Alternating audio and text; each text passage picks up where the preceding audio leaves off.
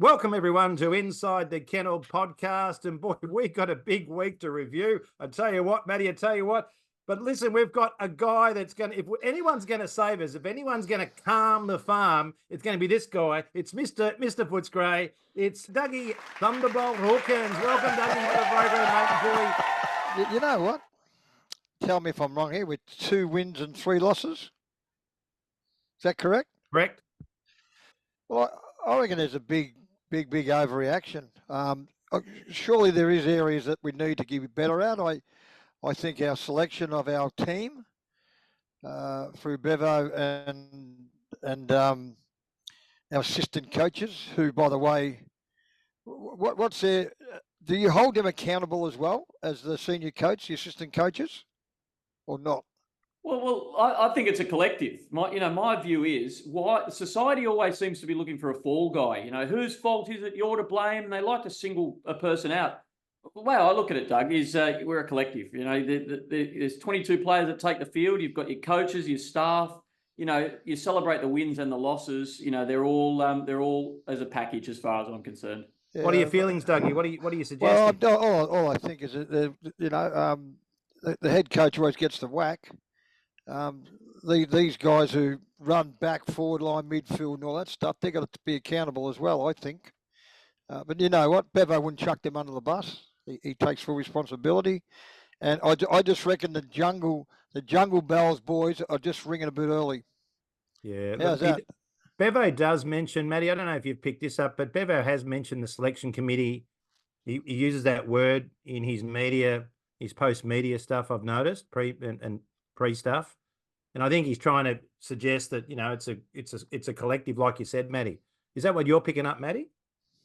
Yeah, definitely. Like whenever we have success, Bevo is the first person to acknowledge everybody, who's a contributor. And I think it swings both ways. And we've got a bit of work to do. There's no doubt about that. But, to your point, Dougie, 2 and 3 isn't the end of the world. If you look at the Magpies and the Lions, they were 0 and 3. And, their supporters were screaming the same sort of stuff. And it can turn quickly. It's not panic stations. No, with 2 and 3, just settle it. 100%, Matty, Paul. Let's just keep a lid on it. And let's not let all these media experts who know the game so well because they played so many games want to pot Bevo. Seriously, give me a break. We're 2 and 3. God, drop off.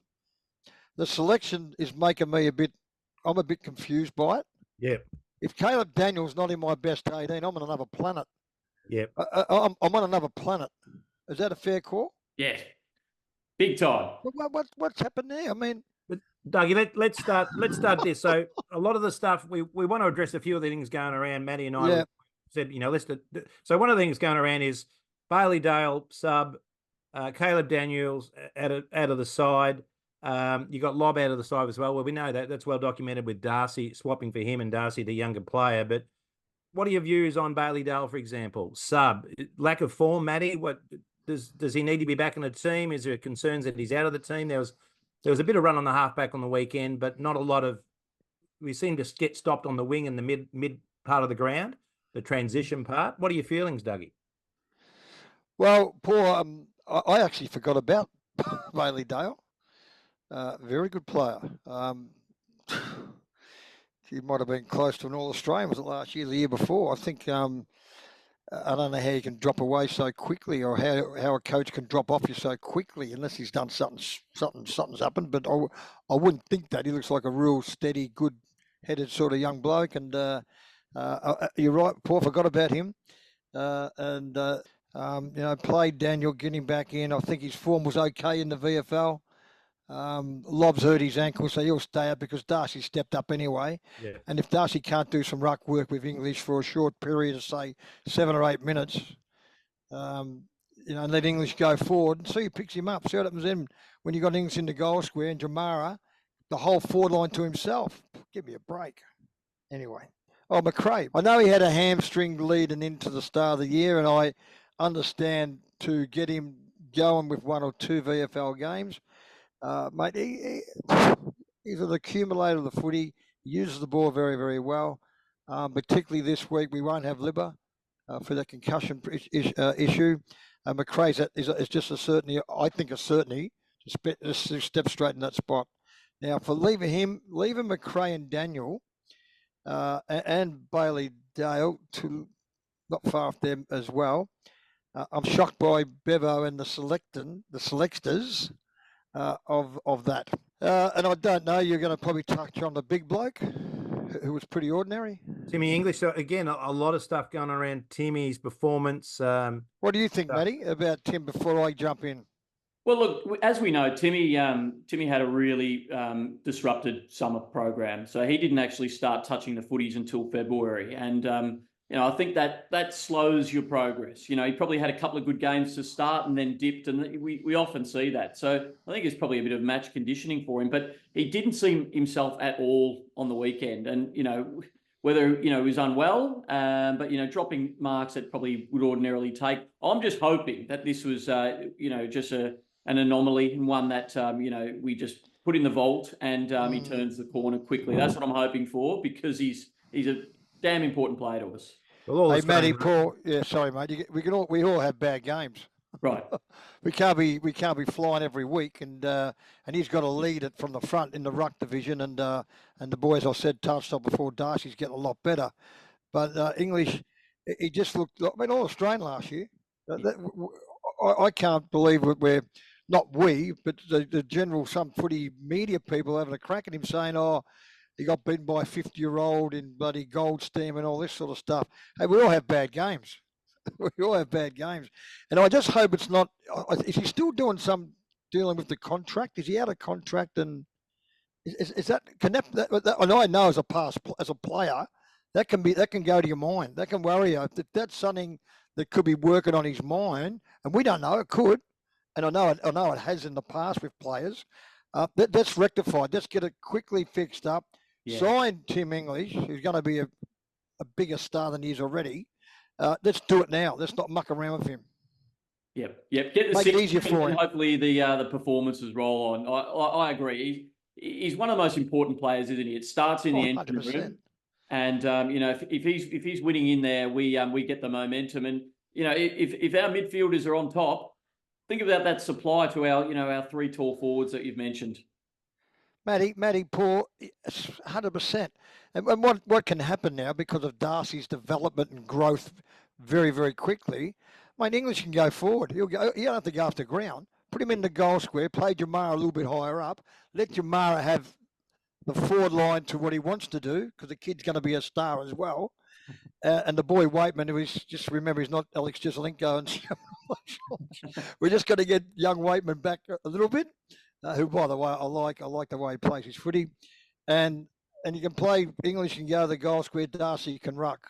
As simple as that. And Norton, you know where he can go. Surprise! You know where Aaron Norton can go. Centre half back. Yeah, that's where he can go. I keep saying this. I've been saying this now for 2.5 years, haven't I, Matty? Paul? Yep. And this is the perfect time now for this to happen, because he's not setting the world on fire.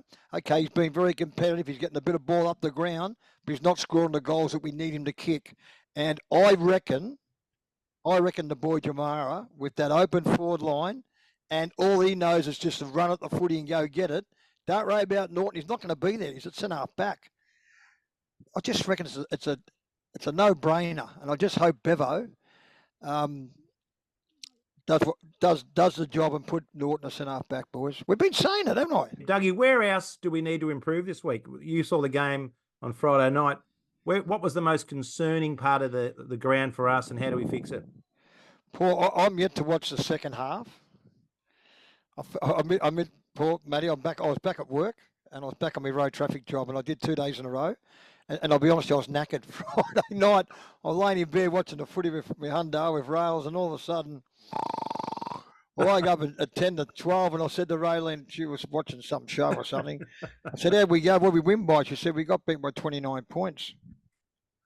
And you thought it was a night? Did you have to pinch yourself, Dougie? You thought you had a night? Yeah, I said, "Sorry, Essendon beat us. Essendon beat us." She said, "Yeah, they did." I said, "Jesus." So Matty, Paul, I haven't actually watched it. I thought I heard the bomb was a little bit off, and when he's off, wear off a bit. I missed the boy Sanders being subbed. I heard a bit about it. I've heard Mick Malthouse say kick him right up the backside, kick him up the arse and drop him back into the VFL side. I actually wouldn't do that. The kid was just dirty on himself. The kid's got pride and the kid wants to be a star quickly. Take your time, son. But I had this gut feeling, and I've seen a bit of it. He come off dirty on himself. He wasn't dirty on Bevo or the coaching staff or his teammates. He was just filthy, the fact that he was taken out of the action and he wanted to be in it. I think that. Is that a fair call, Matty? He did look really frustrated. So let's just hope they wrap around, they explain the rationale, for him being subbed out, and he can step up from there. It's a test of character now, isn't it? It is, Matty, Paul, and I would be gutted if Bevo drops him. I'll be gutted because I think this kid wants to play, and I think sometimes I'd rather see a kid come off, show emotion and passion, or sit there like this going, "Oh man, you took me off. I got dragged. You know what I'm saying?" Yeah. He's showing these feelings. That this is how much this game and the club and his mates means to him. I'd hate to see him get dropped. I hope they don't do it. I hope they don't. Dougie, great opportunity with Libba out this week for him to play his part on the inside as well, Matty. I think that he could, if he's positive and optimistic, he'd be about put last week behind him, and this is the opportunity to help out the team. I think you're right, Matty, and I think too, Paul. And I think now with Libba out, this bloke's been going okay. This kid called Riley West has been going okay. He might be able to sneak and do a bit of pinch hitting now. Just that little bit, He hasn't been able to do it. His form's been pretty good as a half-forward flanker. There might be a chance for the kid, too, to get a bit of opportunity. Yeah, you've been calling for that for a fair while. So, definitely a chance now. I think, with Garcia hopefully coming in, that's a bit of spark. We've got Harms, as a possibility. So, a few little shuffles. Matty, where do you see the improvement? You were there. What are your brief thoughts? Well, I think that the half back line is really important. Aside from obviously Timmy English stepping up and the Bont doing the Bont things, the half back line was really where it fell down. And it's no surprise if you haven't got Bailey Dale there and you haven't got Caleb Daniels sort of being the architects off half back, you're basically putting all your eggs in the basket of Ed Richards to give that run and gun style of half back. Bramble, and Bramble, so really, I think you've got to go to your one wood, and that's Matty, where's Joe Hanson's fitting into this situation now? He's in that role as well. He's quick, and I think he's at his best when you've got those other two players around because they spread and go in all different directions. And, the opposition don't know what to do, but we seemed a lot more predictable without the likes of Caleb who can change direction and then Bailey Dale just, running the gauntlet. So I think we were really hampered by that. So let's get that quartet and let's see some action. And you got Norton competing for everything at centre back. Wouldn't he be terrific there? Someone's going to write a song about it one day. Put Norton centre half back. We're all calling for it, Bevo. Can you hear us, Bevo? He'd be saying, Dougie, shut up and get stuffed. That's what he'd be saying. He'd enjoy this. He enjoyed it. It. We're good mates. Anyway. So, Dougie, what's your message to supporters? Because they've been hurting this week. And, sort of as you're saying, you shouldn't be hurting this much. What's your key message to them? Well, my message, Matty, Paul, would be just hang in there, don't drop off. I must admit at the start of the year, I thought we would, again, we still can certainly be this top four side. I think we have the potential to have it. I think our list is good enough if we have the right formula and the right team on the track more often than not often, if that makes any sense. Have a real good side that's playing well for about 5 or 6, 7 weeks, and then away we go. So I just say to supporters, hang in there. Be disappointed. Be disappointed. No one likes getting beat by Essendon. I get beat by Essendon. But, it's not the end of the world. It's not the end of the world. Our next 2 weeks, I think we got St Kilda on Thursday night. That's going to be an 8-pointer. That will be an 8-pointer. That is a critical game. And I think we go to Fremantle, don't we? Do we go to Fremantle at some stage? Correct. Is that the next game? We'll be in Perth against Freo in round 7. Yep, big game. Well, Thursday night, boys. It is a crunch game. It really is. I know. I keep saying it because we're 2 and 3. This is really an 8-pointer. We win this one, it's like getting 8 winning 2 games. Trust me on this one. It's critical. Look, on a positive note as well, boys, Leif Vandermeer plays his 50th. If he plays this week, we expect that he will, but he plays his 50th game. That's a really hard-earned achievement. I think he drafted in 2018.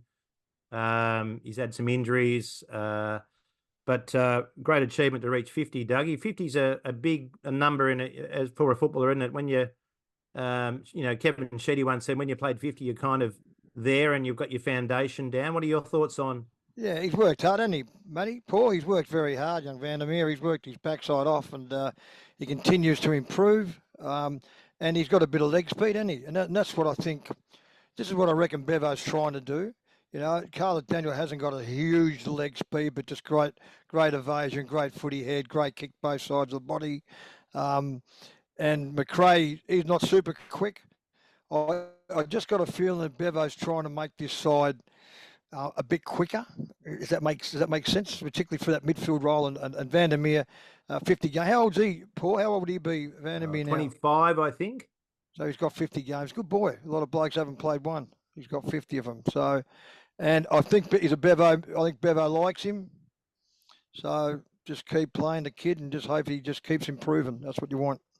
And if you look at the champion data, there's a real correlation between players who reach the 60-game mark. Yeah. Suddenly their performances really spike. There's a lot of data and evidence around that. So he's right in the frame of there. It's the same with Riley West. So we've got sort of next batch that are coming through the 17, 18, 19 right. through.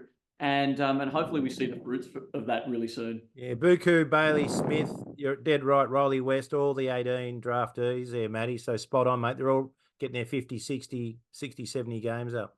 You start learning the game when you played 80 to 100. Start learning it. How's that for a comment? I think that. I feel that unless you're a superstar. What happens when you play 350, Dougie? What you just... Go downhill, or what do you? You get the 3 finish and you finish, Matty, Paul. You're finished. No, but I look back on my career and I think to myself, I got a real good understanding about 80 to 100 games. Right. And that's 4 or 5. That's 5 for me. That was 5 years. And obviously I did the knee. I missed 12 months from my knee. But as a young kid, I reckon by 50, 60 games, I was still finding my feet. That's because I played 18, 22. There's 40 in 2 years. Yeah. And I was only 19. So, and I felt I started to understand the game at about 21, 22. So anyway. There's the old adage that Dougie, Matty, around, when you feel like you belong out there or you deserve to be out there. Paul, Is that belong. sort of the right feeling, Doug? No, you're right. The sack words, Paul, you hit it on the head. A belonging. You actually know you can play and you belong at this level because you always have that back of your mind, you have that little bit of doubt until you do something pretty special and all of a sudden you do it again and then you do it again, you go, hang on, I actually can play this. I can actually do this. It's about a belonging. No, Paul, hit it on the head, mate. It's about that you believe in yourself that you belong. Some of these young boys that we have got to believe that they belong and walk around with a bit of swagger. A little bit of arrogance. Play with confidence, but have that shade of arrogance. You got to have it. You got to have it.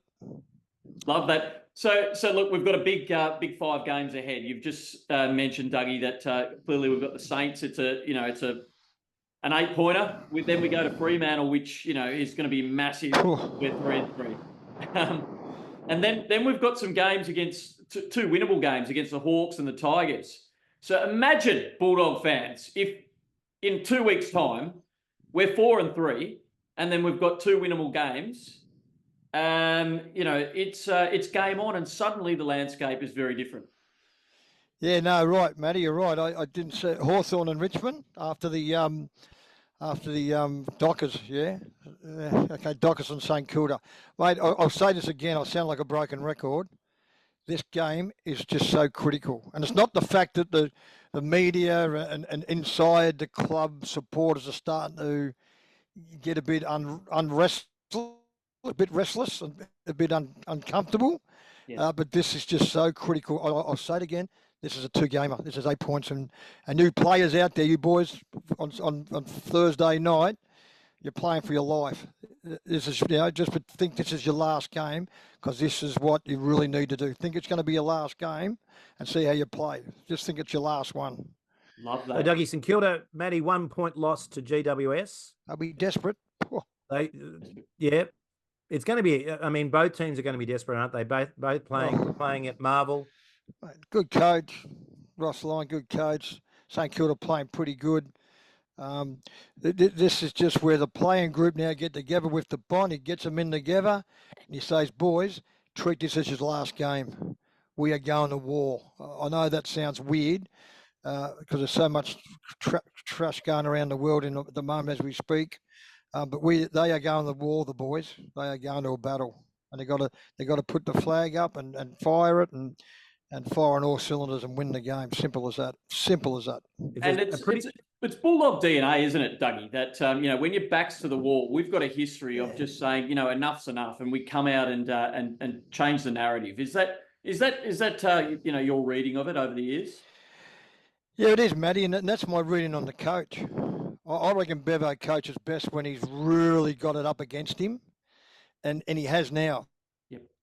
There's no doubt he has now, and I just think, and this is probably not how he's feeling, but outside and around him, I love Bevo when he's up against it, when he's desperate and he's scratching and fighting, and that's the way he played his footy. He was a hard, tough footy player, and I'm sure he's going to bring that spirit and that fight Thursday night. It'll be Bevo at his best because he's up against it. He's up against it. And I'd love to see Bevo on the front foot. I reckon Bevo's best with the media when he's using his, his riddles and his jokes, and he's positive and just take him on, and that's what I want to see from Bevo, because that's when he's at his best as well, Dougie, with the media. Yeah, keep it simple, Bevo. Keep it simple, brother. And but just crunch them up, fire them up for this week, mate, because this is just a big one. This is really a big game for the Western Bulldogs Footy Club, for everybody. Make no mistake about it. And also see them perform without Libba as well, Dougie. He's the big brother, isn't he? He's the big brother of the team along with Bonts and. Paul, you hit on the head, Matty. Libba, I love the Bont, superstar. I think this bloke Liberatore is as critical as I said this over the years where we've been doing this stuff. He's as critical because when he doesn't play, we've lost games, and I know it. I know it for a fact. The boys walk around a little bit tall and a little bit stronger, and let's see who's going to step up. Who's going to stand up for Thomas Liberatore out of the side? Yep. Doug, one more thing just before we go. One thing that's been really frustrating me through the week is just reading some of the responses from our fans.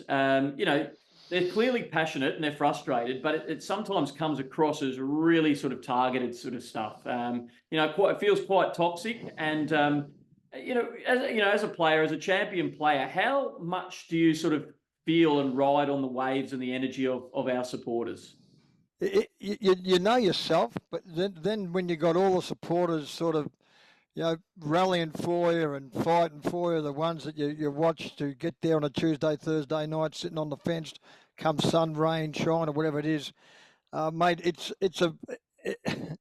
You want to do it for them, but you want to do it for yourself as well. If that makes any sense, you really want to do it for yourself and your team and your teammates. Don't get me wrong, the supporters are so critical and so important in a footy club, and that was why when we won in 2016, I was just wrapped for all those supporters, young, middle-aged, the old ones that saw the 54, and now they've seen their second. They're just critical. But the playing group, they know deep down that on Thursday night, when that ball gets bounced, it is a battle. You are going to have a battle, and it's going to be a fight, boys. And don't drop off us yet, you people, you supporters. Hang in there. We'll bounce back. Don't worry about that. Hang in there. You heard it from Dougie Hawkins, everybody. Woo! Get behind the boys this Thursday night. Dougie, well done, mate. Get in on.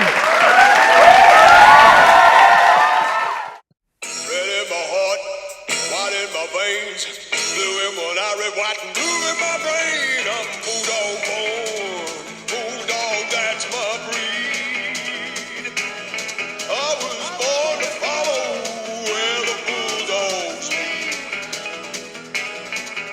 Scotty